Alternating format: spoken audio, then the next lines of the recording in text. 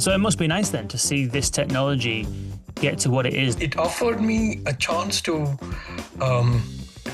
push the current state of the art into the cars, bring the whole generative AI, as we call it, folding it into the car. You're tightly integrated and knit with the operating system.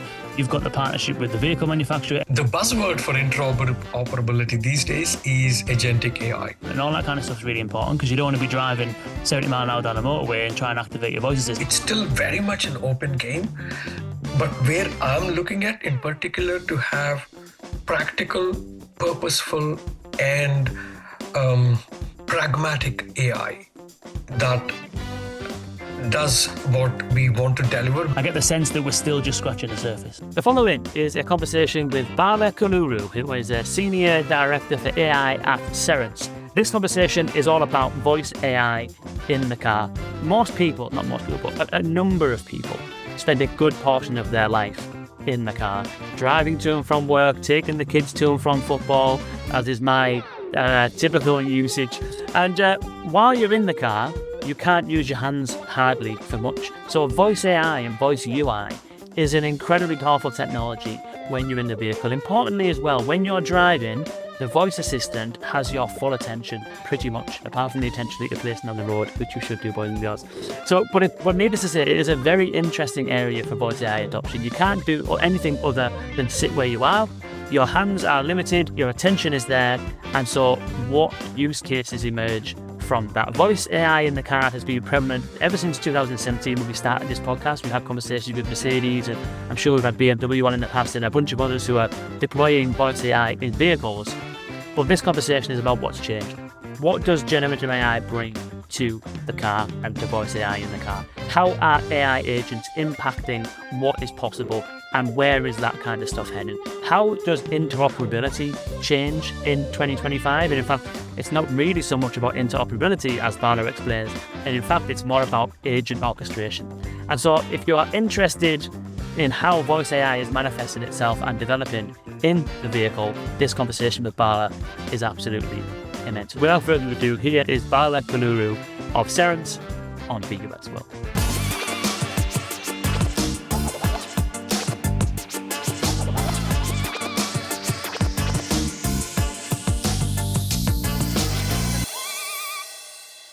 Bala, thank you for joining me. Oh, thank you. Pleasure. It's an absolute pleasure, absolute pleasure. Whereabouts are you again? I'm located in Austin, Texas, bang in the middle of Texas. That's right, that's right. I've been speaking to a few people from Texas this year, and every time I speak to somebody who's in Texas, I always kind of reference the, emergent technocratic center that it is becoming. It's becoming very the place to be from a technology perspective, isn't it? Oh, yes, very sure. You can see the growth both in terms of companies that are propping up here and the talent that's moving across the world into the city. So, yep, I can verify that. Nice. And you're one of those unique type of characters who has a lot of experience in AI, but also a lot of experience from the academic side of AI. Am I right in understanding that? Oh, yes. I think I started my foray into machine learning 1999, something like that, about 25, 26 years ago. So, yep. And what kind of stuff were you looking at then? So at the time, speech recognition, we used to call it ASR mostly, not STT or something.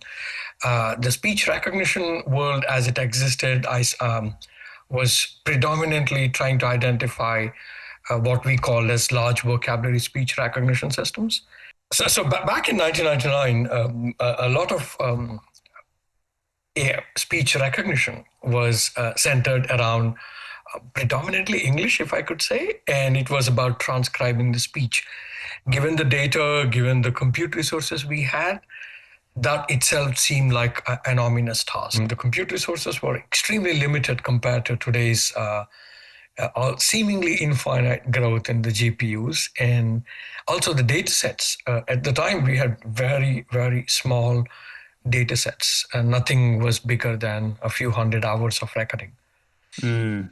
And So have you always been focused on speech recognition then in all of your time in academia? I actually tried to not get pigeonholed. I did text processing, I did video processing, I did text synthesis. One of the works we did with Toshiba Research and Cambridge University included an expressive emotive TTS. But this was like 10, 15 years ago. So, Mm. And so it must be nice then to see this technology get to what it is now. I was looking the other week. I saw something the other week which was Whisper's word error rate is now at 1.3%, but I cannot for the life of me find where that source has gone. Because every time I'm looking at it now, when I find the sources, it's all like saying 20% and stuff like that. But I'm sure I come across it being like 1.3. This might be in OpenAI's marketing materials or something, I don't know. But needless to say, like word error rate has come down tremendously. The synthetic voices now are so expressive. You look at 11 Labs and others, it's like so rich and human like. So it's like it's come on leaps and bounds, hasn't it? oh yes, I think the whole space of AI or machine learning, whatever you want to call, has seen a significant boost. Whether we call it because of the democratization. Everybody has access to data. If you have access to GPUs, there is code for us to train models. And what it's done is it's opened up the avenues that until recently were only for academia or the big companies. Now, even smaller startups can actually enter the race and actually give a huge fight to anyone. Yeah. I mean, yeah, you look at, as I mentioned, 11 Labs, like they were pretty much nothing probably as early as 3 years ago. And now it's like the go-to place to get your synthetic voices from and all that. There's loads of companies that are similar to that. Yep. Which is great. It's great. It's definitely democratized access to the technology, and that's only good for businesses as well because there's more choice, more tools, becoming easier to use and stuff like that. And field as a whole is actually, I'm using a buzzword, but the synergy is certainly coming up because a lot of times the smaller teams, even in bigger companies or smaller companies themselves, are solving some niche problems that actually help contribute, expand the space, and therefore have an effect on the humans as a whole. So it's no longer can I identify North American speech or Texan speech. I can actually translate that into a lot of languages across the globe, like things we only heard of until recently. Now you can see it as a service. Things, languages, we call them lowly resourced languages in academia, where you don't have thousands of hours of recordings because the speakers themselves are fewer in number. But this advent of a lot of approaches hitting the space is helping us stretch the envelope of applicability of AI into people's lives. Absolutely. So, what brought you to Cerence then?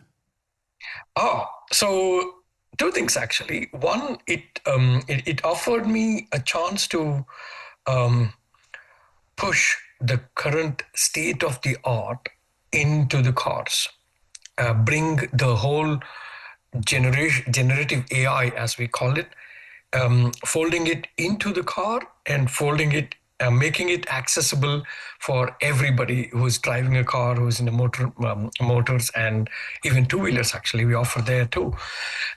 So the challenge was actually a unique combination of things that happened. The necessity to have these access to the compute resources, access to have the data, and I know that the models that we push here in Cerence actually get deployed on a huge chunk of the market. I think as a company, we offer around, we serve around 80 odd car manufacturers, and that in turn translates to about 500 million cars on the planet. So Wow. it is an unusual adrenaline rush when you say, "Hey, that's my model running on the car." It's Yeah, cool actually. I bet. Yeah, and there was a time when, like, probably 2018 to 20, I don't know, 2020, 2021, something like that, where like it was like prime time for vehicles announcing their own voice assistants, wasn't it? You had Mercedes with Hey Mercedes, you had BMW that built their own assistant, you had like, Google were making announcements every week, like now Google Assistant is in Ford, and Alexa was kind of like everything's Alexa, and then you had Cerence, which I think was Nuance, wasn't it? Then it spun off into Cerence Right. because it was such an opportunity in the car. You had Soundhound in that sort of space, so I would say like in those sort of years in 2018 onwards, there was a period where it was like absolutely the thing to do. Would you say that that was like the first initial wave of adoption as vehicle manufacturers essentially wanted to get themselves a foothold into this space? So now we have voice in the car type of thing. You can call it a wave, certainly, because what happened was the tech stack existed for a while. We used to have ability to call people, ability to navigate on speech, but the companies owning it up and showcasing it as a premium feature certainly started getting a lift from the recent past. Yeah, I remember Mercedes did like a Super Bowl advert, didn't they? I don't know if you remember that. Oh, Super Bowl yes. advert, all about my Mercedes, hey Mercedes.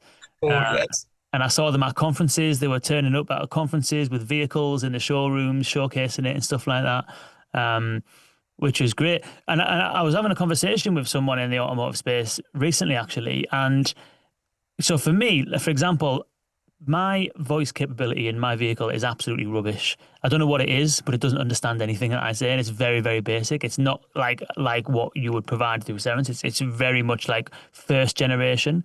Then you have like the second generation, which would arguably be like Amazon Alexa and Google Assistant and probably some of your kind of like 2018 deployments and stuff.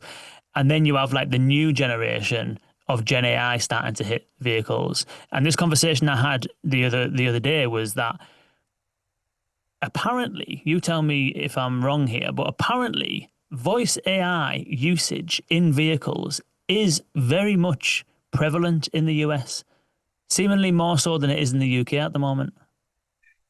So I have not seen any numbers for the UK market, but in the US, it certainly has really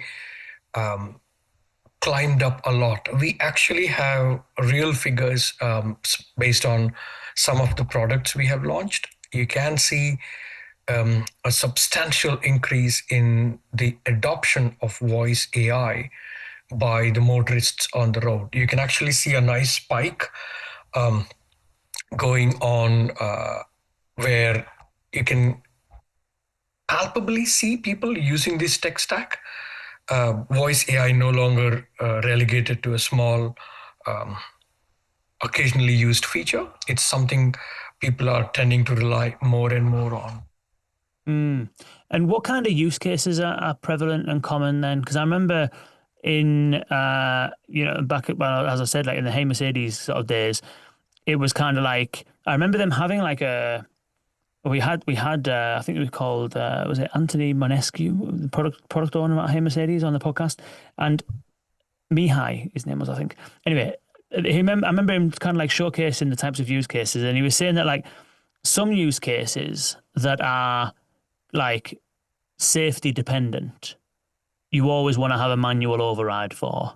Whereas other use cases that are not safety dependent, voice only isn't a bad shout. So, for example, turning on the heating on your seat, if that doesn't work when you say it with your voice, it's less risky than turn the lights on. If you want to turn your headlights on, you have to have your headlights on because you might be in a dangerous situation.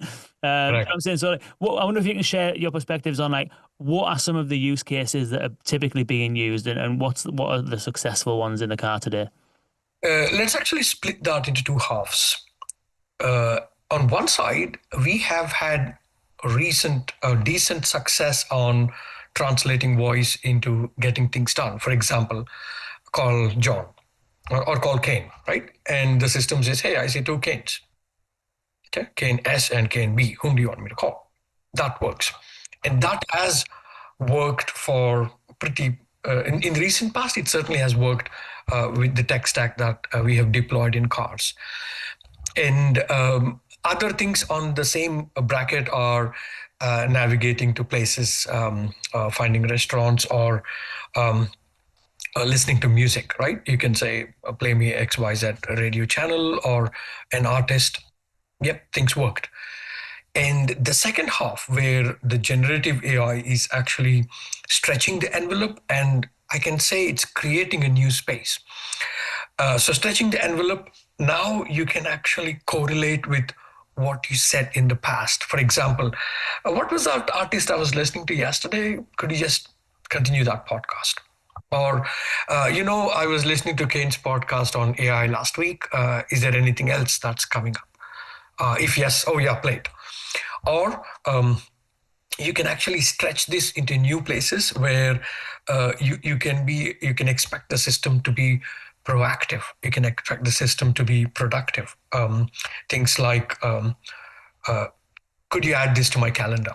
I'm meeting Bala. Could you add this to my calendar? Or even better, could you add this to my calendar and text Bala and Elliot that the meeting will be at 10:30. So it does multiple tasks, things we hadn't done before. So the answer to your question, the traditional use cases, the calling people, music, navigation, and controlling car, etc., are now getting a new contextual energy. So you can keep it in your conversation. On top of it, you can do things that you couldn't do earlier because the systems were not so wired in, if you can use the word. Yeah, that makes sense. How much time and effort does Cerence then spend on educating users about these use cases? Because what's interesting here is that, I'm assuming you're familiar with Jacob's Law, which is that like your experience and expectations of one thing are shaped by the time that you spend doing other things. So my expectations of how a search bar works are shaped from all the time I spend on Google. So when I go to your website and I use your search bar, I expect it to work like Google because I spend all my time on Google. And so similarly, how, these days voice AI is more prevalent.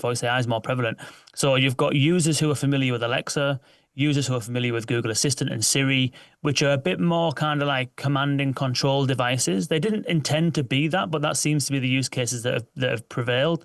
Play music, text John, do this, turn the lights off, turn the heating on, one shot type of like request response, done and dusted.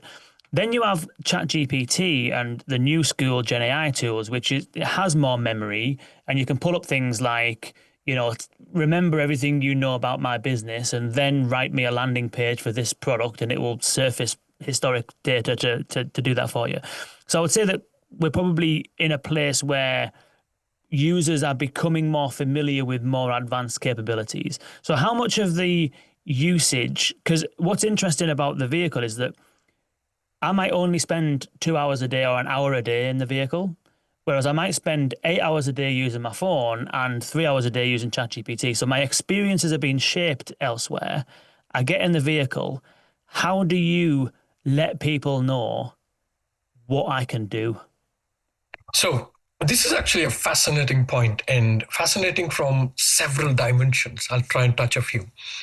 One, we know people who've been driving have had some interaction, some more, some less, to a lesser degree, but they have had some interactions. They may have liked it, they may not have liked it. And the second part, where the second axis of interest is, a lot of people are exposed to the ChatGPT kind of interfaces. So there is a preset expectation. One expectation from your own usage of technology, second from how you are seeing ChatGPT. And the third one, the real fascinating one for me is the life cycle of car companies is actually not like software as service. What do I mean? If we deploy an innovation today, it's not that it'll show up in the cars tomorrow, because cars have their own life cycle to make it brand new. It might show up 6 months down the line, it may show up 12 months down the line, or even 18 months down the line, okay? So what I'm doing today must consider the fact that it'll be deployed 12, 18 months down the line. So what will people use then? And so that is an undefined territory where we are trying to work with the OEMs such that the features, as we convert them into use cases, get exposed to both the users via media and outlets like CES or other auto shows, IAA or Shanghai Auto. The focus now shifts to how can you build a machine where you actually show some use cases and let user be free to figure out what else you want to. For example, I can show you that in Cerence we could say, hey, did you know that your car has a seat massager? All you have to do is just say, activate my seat massager. And then the idea is for the system to both be proactive and reactive. You could say, what else can it do for me? And the system must be able to take in that level of conversation, simplify it into steps, and then respond accordingly, saying like, do you mean only for the seat or do you want new things about your car? So this gives a feature for a user to know more about what they can do with their car, because I'm pretty sure a lot of us don't bother reading n 100 pages of the car manual. So this is one of the avenues where you can actually leverage this conversational AI system that we are building to know about your car as and when you require, to know about it proactively when there is a need or a necessity. I mean, imagine, for example, the car could say, hey, currently the systems indicate your tire pressure is low. But what if we could say your car needs 32 psi and you're currently 28? So it takes the information to the next level and it keeps conversational. So you can say, is there a nearby gas station where I can fill the air up? Or call AAA so they can send me an emergency vehicle to replace the tire, something like that. So these things are now possible because of this new wave of Gen AI in the cars. Yeah, I think maybe it's one of the, it's, what am I trying to say? I remember seeing a chart of adoption in the home for Alexa. This was years ago, and what it showed, this study that was done showed that the first time that somebody brings Alexa into the house, there is a big spike in experimentation. So the first thing they do is, oh, let's try it. Oh, what can it do? Oh, tell us a joke, play some music. And they try all this stuff. And then because the technology as it was then wasn't the best, it couldn't do everything that you experimented with. So you found out where the ceiling was. And then from that moment on, you just operate from within the realms of what you know it can do. And then what happened was, over time, your experimentation would plummet to the point where you just use it for the whatever you use it for now. Set a timer, play some music, whatever. And then someone would come around your house and there'd be a conversation about Alexa. Oh, you've got an Alexa. Oh, wow. Yeah, watch. And then there'd be a big ramp in experimentation again. And every time there was some experimentation, you would uncover something that maybe you would then take on board as your habitual usage. So, I didn't realize that you could play the BBC Radio 1 on here. Now I know that. Now I'll play BBC Radio 1. So the adoption of Alexa at the time, because it's headless, which is that you can't see what you're doing, you have to rely on that experimentation. So is that still the kind of case now? Or do you think that customer usage of these things and expectations of these things has changed or is changing to a degree where they arrive in the vehicle with the expectation to just show me where the nearest garage is, tell me what my tire pressure is? Is there an expectation that it can do those things, or do you still require a degree of experimentation on behalf of the user? So there are two things happening. One, the speed with which the technology is moving. So think about it. Last year at this time, some models that were most spoken about in the LLM world, in the large language model world, are now obsolete. The models, we have a phrase in the XUI team. XUI is a Cerence product. We'll go about it later. We call it, it's raining LLMs. every other week someone announces a new model, new whatever. So, but this is not just LLMs. The whole tech stack is accelerating at an unseen or unheard of a velocity. That combined with user expectation, not just experience, expectation. So now people say, oh, analyze this image, or could you help me draft this letter? Or until then, we didn't. Our point of using the traditional ASR was command and control, like you mentioned earlier, play this song. But now these systems are conversational, therefore they are entering your lifestyle in a very different orientation. They become part of your conversation. For example, I'm going to this meeting, could you help me prepare what's the latest that you are seeing? So one of the agents, we built a multi-agent system. One of the agents will actually summarize like, hey, from the time we started this meeting, these things have changed. So you want to be prepared for to answer the questions or suggest your ideas on these dimensions. So it ceased to be just a command control thing. It becomes a part of your life. And so the expectation, the reason why we are working very closely with OEMs, the car manufacturers, is to tailor what is needed for a motorist to make their ride comfortable, reduce the cognitive load as much as we can, and keep them connected. So you should be able to carry your conversation on phone, or you should be able to continue the conversation when you enter the car. All this keeping in mind the safety, where you want to get there, how quickly you can get there. So the hype cycle that you're mentioning, the expectation is we will overcome the downfall of the expectation cycle by making sure that this technology becomes part of our lives. And anyway, ChatGPT, Gemini, and others have already started this. They're trying to, Perplexity is now offering an AI browser, for all we know.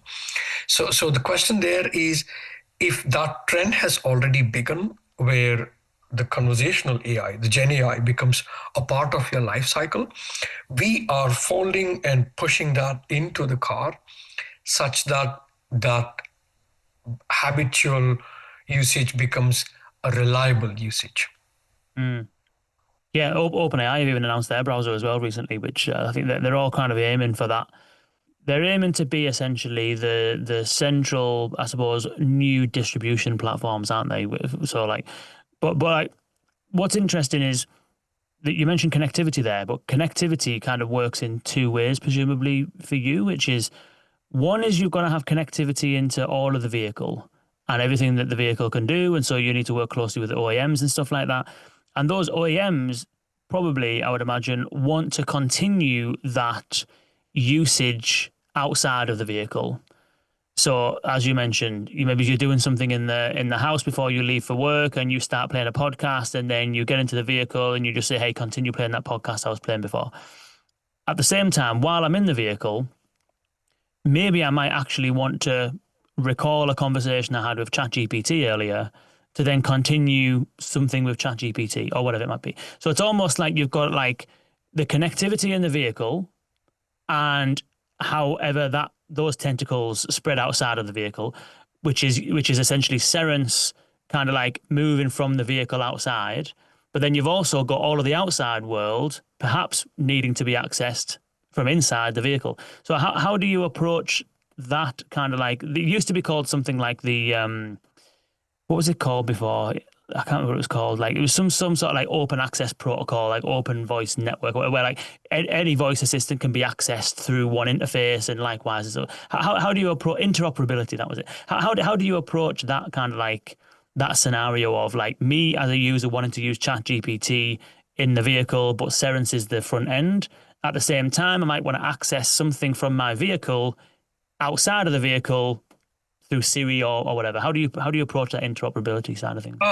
So the buzzword for interoperability these days is agentic AI. What we're doing is converting them into agents. So let's actually go dig deeper into how we are trying to approach this. Yeah.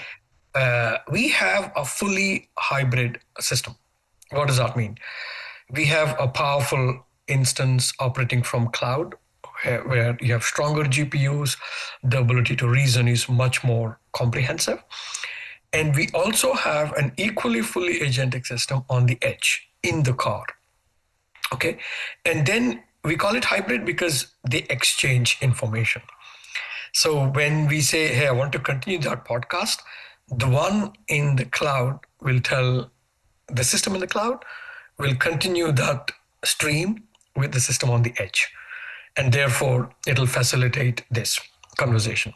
Now, let's take the other question where you say, can I control my car from my phone or whatever in the agent? So the idea there is to work with the OEMs to fold an agent such that this agent can be accessible via your phone. And therefore you can say, hey, set the heating to my 23 Celsius. I just want to be cozy. Or, oh, it's really hot outside, blistering hot. Make sure by the time I get in, it's 22 Celsius. So a lot of other things are possible too, but approaching this via agents will give us the flexibility of bringing in Chat GPT or any other conversation engine, whether it's Gemini or someone else developing in Asia. You should be able to pull that stream into your conversation, whether you're in car or just got out of it. So is that how you are thinking about all of these capabilities then? Is you think of kind of like, there's an agent that looks after music, or there's an agent that looks after car controls, or maybe that's even segmented into one agent look after heating, another agent looks after windows, or is that the way that you're kind of approaching it all? So yes, we do have agents. So it's a fascinating world in the sense we have built a fully agentic system. You can have navigation, car control, etc. But the system can also accommodate external agents. So let's say tomorrow you bring in Kane Sim's navigation system. Okay. And you say, hey, Cerence, we want to connect this as well. So the idea is the system should actually orchestrate and navigate these agents' response together. So if let's say you insist, I want my navigation agent to override anything else, it's a possibility. You want to say, actually, let's keep the UX as the prime goal. Whichever of the two navigation systems is offering fastest, most convenient, most scenic route, let's choose that. Or we could say whichever is offering the fastest response.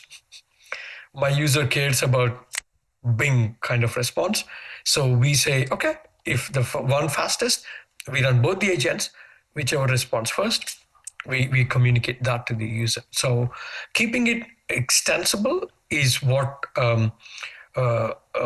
is what making our hybrid system very open, if you see what I mean. It's very accommodating. Yeah. And how do you see the competitive landscape with kind of like voice in the car? Because as I mentioned, like in like 2018, 2019, etc., you had like Amazon Alexa, Google Assistant that were really fighting to become the dominant assistant in vehicles. Then now you've got like new school companies like OpenAI and stuff like that. And I would probably suspect it might be only a matter of time before OpenAI mature to the point where they have conversations with vehicles, like, look, why don't we put ChatGPT in the car? And so, like, the holy grail, if you like, is to be the entry point, isn't it? If you're the entry point in the vehicle, then it doesn't matter if you connect with Google or Amazon or ChatGPT. All of the data comes into you first. You're tightly integrated and knit with the operating system. You've got the partnership with the vehicle manufacturer. Everything else is essentially just an app running in your platform. But I suppose the competitive, and correct me if I'm wrong because I'm just making assumptions here, but I imagine the competitive landscape is essentially a big fight to be the entry point in the vehicle. Is that fair to say, or am I misunderstanding? It is. It is. So there are, interestingly, you mentioned it. So one of the facets that we encounter is when you are in a car, you have the full attention of the person. Yeah. Uh, at office, you might be talking to someone, having a cup of tea. At home, you might be watching TV and then talking to somebody in the family. So there are distractions most of the time. Whereas in car, a lot of times, either the conversation tends to be focused around one point, or there will be hardly any conversations. You're driving alone. Okay. So given that you have a person's attention to the fullest, it is indeed a very competitive space. And the real complexity is the car you are seeing is actually mathematically put a wonderful integration function of several players, several services, and a lot of software components happening. It's non-trivial to put a software along with your existing dashboard, for example. So where we actually excel, the reason why we have such a wide market presence, such a deep market presence, is the ability to actually put this software in a car, working with everybody else who is also operating in that space. So remember, they are not your competitors. So for example, if the screen manufacturer who's showing your dashboard, or the speaker manufacturer, or the other softwares that are running, these cars are actually in a way mini supercomputers if you look at the amount of compute they actually have. And all those systems actually occupy a certain system bandwidth. So in order for you to navigate who is contributing what, how does your system fit in, is a non-trivial amount of exercise. And that is one of our core strengths. Like our professional services team has put all these models in so many models of cars that our expertise is both in building models that are state of the art and putting them in the car. Therefore, yes, it is highly competitive. Everybody is coming into picture, but there are different modes to be had, different races to be won. And I feel there are some areas where we certainly have a more competitive edge than the others. And how much do you kind of get involved with like the manufacture of the vehicle? Because it's like, for someone who's tuning into this, who's not familiar with voice AI in the car, it might sound trivial. You've outlined the reason why it's not, but it might sound trivial to them, which is, well, there's some software in the head unit. We just need to put the voice assistant in the head unit and then we're good to go, basically. But you've got all sorts to consider in terms of, as you said, the speakers. You need to be able to hear the voice back when you're driving at 70 mile an hour on a motorway and it's noisy. You've got microphones. So where do you put the mics? How do you kind of like orient the mics and face them in the right direction? Whether you use beamforming or whatever you use in terms of the mic technology and the placement and all that kind of stuff is really important, because you don't want to be driving 70 mile an hour down a motorway and try and activate your voice assistant and it can't hear you because, it's too loud or the mics are rubbish and stuff like that. So like, how much influence or input do you have with vehicle manufacturers when they're going through this process? Is it purely a software one, which is you just say, look, we're going to provide you the software and make sure it integrated to the software and so on? Or do you even get into conversations around hardware in terms of mic selection, mic placement and all that type of stuff that's not really, it's not necessarily your responsibility, but if that fails, then you fail, sort of thing? So a lot of these conversations actually start with what we're trying to do, and then the system architects basically sit together and share the respective plans. Like, this is how we want to operate. This is where the mics will be. One of our offerings, SSE, speech signal enhancement, what basically does is enables you to identify who in the car is talking.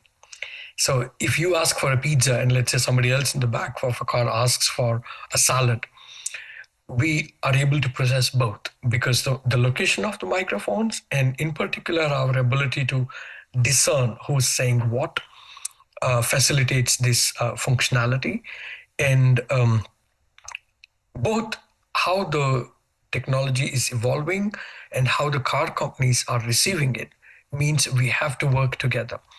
It's eventually it's their car, so they will have the say.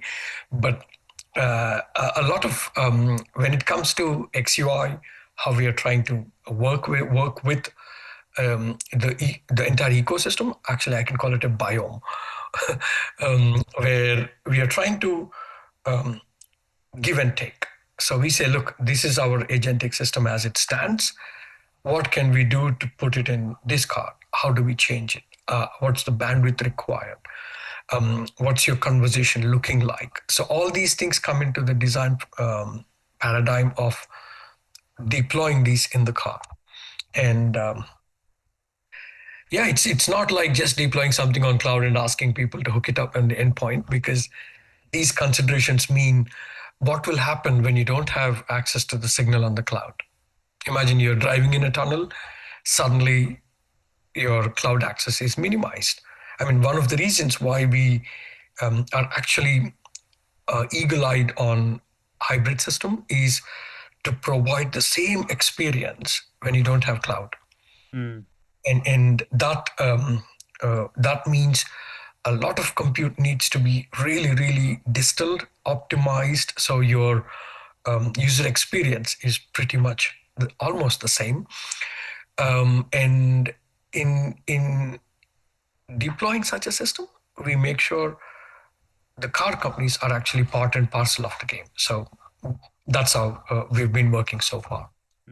And they need to be in that case, don't they? Because, you know, that means that you need to install something physically over and above just like an SDK. You need to install some stuff into the vehicle. So, you know, there needs to be some consideration for that. And then it's a case of like, if you're going to install something on the vehicle, you know, how do you approach that from an integrity point of view? Because what do you do then? Do you like, we've had conversations with like SNPs before they were required by Sonos and others in terms of like edge processing and all that kind of stuff. So or maybe there's a link to some of those episodes for those that are interested. So like, you presumably come up with the core fundamental use cases that you need to be able to cover offline, fine tune a model to be able to do that, do all the integration work you need to do on the vehicle in terms of controlling bits and pieces, and then you install that whole thing in the vehicle. Is that correct, generally speaking? Broadly speaking, yes. So the way we are trying to get this done is start with end user. What's the user experience you want to provide? Distill that, or rather simplify that into use cases. For example, if you want productivity, I want to take meetings, or I want to be able to respond to emails from car. Okay, we break that into individual features. Then figure out, okay, if this is what we want to do, what's the model? How can we break it into an agent, or does an existing agent already offer that? If yes, what's the bandwidth required? How much compute power does it require? And put that in context with what needs to be done. And then this whole thing goes at an architect's level, where we actually work with the existing architecture of the car ecosystem, and then figure out where this goes in, how will this get deployed, how will this call the existing resources, how will it share the conflicts. Everything goes on that point onwards, gets defined. Mm-hmm. Yeah, I mean, it's quite a complex kind of area, that, isn't it, when it comes to that kind of like edge processing. Presumably you then also have to consider the things that do absolutely require a cloud connection, and how you deal with those situations when you don't have a connection. Because I'm assuming there's some use cases that absolutely, like, what's the weather going to be like tomorrow? You're going to need to go and call an API and do some work for that. But if you don't have a connection, you're in trouble. So how do you recover, if you like, in situations where you don't have a connection to fulfill a use case? So some of the things you will see, are you coming to the CES this year? I don't think so. Not this year anyway. No, I've I, travelled I, much I in will the summer. I'll send you a recording. Yeah, that would be good. We may have a solution for that as well. But broadly speaking, you are touching on a very core of the conversational AI systems, which is the context in which you are talking, because context defines your whole response to the system, right? Imagine you're saying, if you're talking in terms of cuisine, and you say, give me that Apple stock, we are not going to tell you this stock price of Apple because the realm is cuisine and you are cooking something that you need to have flavors like Apple. So we're talking about Apple stock in that regard. So the whole connotation of stock getting tied to cuisine or stock market is defined by the context. So tying context to what is available in cloud, what's available on edge, is what the hybrid systems are all about. So our conversational components of the pipeline ensure that this transition is actually as smooth as possible. I don't want to spoil the surprise. So if you come to the Okay. CES, we have a surprise for you. Fine. Well, maybe if we get the link, we can add it into the notes. What are some of the things that Gen AI kind of enables you to do now that weren't possible 5 years ago? The most fundamental one is the realization that you don't need a perfect answer in the first go. Your intent is understood. So the system can actually ask clarifying questions in order for you to, in order for it to give us the best possible information. So the system can ask clarifying questions. Oh, did you mean X, Y, Z? For example, if you say, talk about a movie, I don't know, which one got remade? Parent Trap. Okay. You say, talk about Parent Trap. The system can say, you mean the one in 1998 or the one in 1960s? Explain. So the ability of the system to ask clarifying question means we can actually have a full-fledged conversation with this system. And sometimes we are actually discovering real magic, as we call it internally in the teams, where systems actually give us information we hadn't thought about or we didn't know about. And that actually spawns a complete thread of conversation.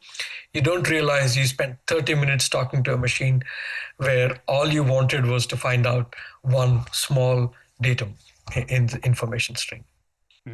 Interesting. And where is it going then? You mentioned earlier on about how these models, there's a new model all the time and it's rapidly evolving and customer expectations are changing and, you can do more now than you could do a year ago.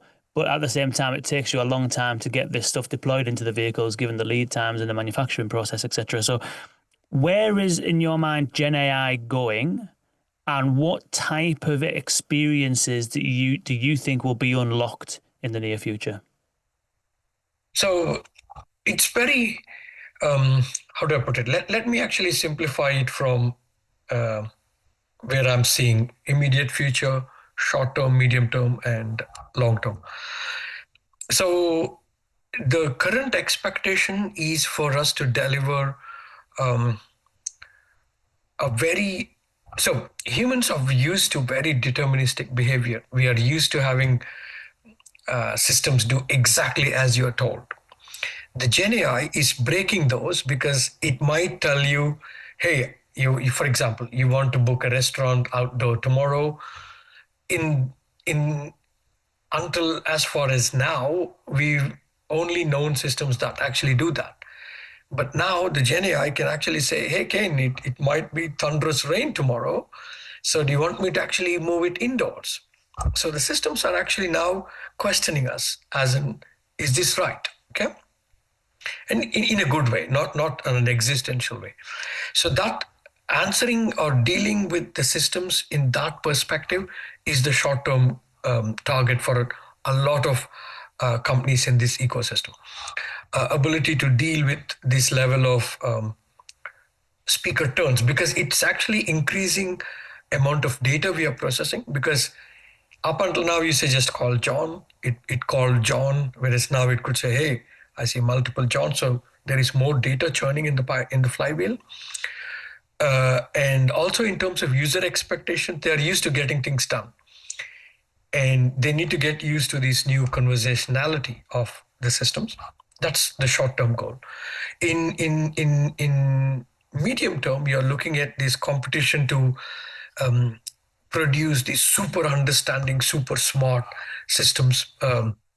Some people call it AGI, whatever. The goal there was to have these systems that are a lot more decisive, or a lot more decision making ability onto the machines. And long term, it's still very much an open game. But where I'm looking at in particular to have practical, purposeful, and pragmatic AI that does what we want to deliver, because it has to be profitable at the end of the day. If even to enable your car window, I need a huge LLM to operate, something is fundamentally wrong there. So I don't want to compete on that plane. What we want to do is identify the intent, decide what are the most optimal, most profitable, effective, and sensible ways of getting it done, translate it into those steps, and execute it as a process. Brilliant. Well, Bala, this has been absolutely enlightening. Very, very, very interesting conversation. I knew it would be. Where can people learn more about you and about Cerence if they wanted to? Our website is pretty recent and most up to date about it. About me, I'm just a cog in the wheel. You will hear about me, or you can reach out. Or you can reach out to me. I'll share you the email address if you have any questions. But I wanted to say, underline, actually, it was a pleasure talking to you too. It's been a while since I've interacted on a broad variety of subjects. So thank you so much for having me. Oh, it's an absolute pleasure. Absolute pleasure. Yeah, it's a, this podcast started 7.5 years ago, and at that time it was all about voice AI. I mean, now we still cover a lot of voice AI, but we cover AI kind of as it relates to NLP more broadly. But voice AI is still, for me, where all of this ultimately ends up, before it ends up being a brain implant, which I think is probably not too far away.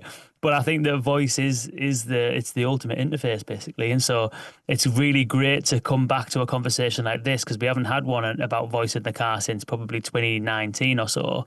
So to see how far it's come, to see the capabilities that Gen AI gives you, to see how the use cases have changed, and to see how complex it still is, just shows how it is difficult. But at the same time, if there wasn't value, then nobody would be doing it. Cerence wouldn't exist, and all of these vehicle manufacturers wouldn't want this to happen. So it seems to me as though, although, as we alluded to at the beginning of the conversation, adoption is growing, I get the sense that we're still just scratching the surface, Oh, yes. Oh, yes. I mean, if you look at the language support for these Gen AI systems, the more languages we can actually unfold and unroll as products, I think the voice AI's impact will certainly be a lot more, actually, it'll be growing exponentially, not just a lot more profound. 100%. Bala, absolute pleasure. Thank you so much for joining me.